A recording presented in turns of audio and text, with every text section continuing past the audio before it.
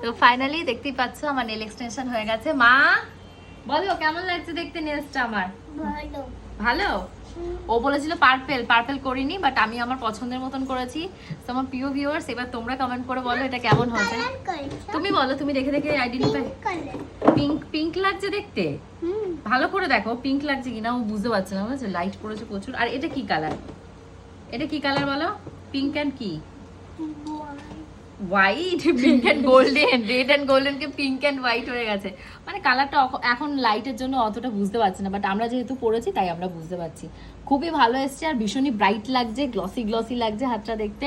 Next time আসলে nude করবো। প্রত্যেক বাড়ি মানে বাড়ি থেকে মেন্টালিটি নিয়ে আসি যে এখানে এত নিউডের প্যালেট, নিউড করবো, বাট সেই ঘুরিয়ে ফিরিয়ে আমি ওকে বলি ব্রাইট কিছু করো।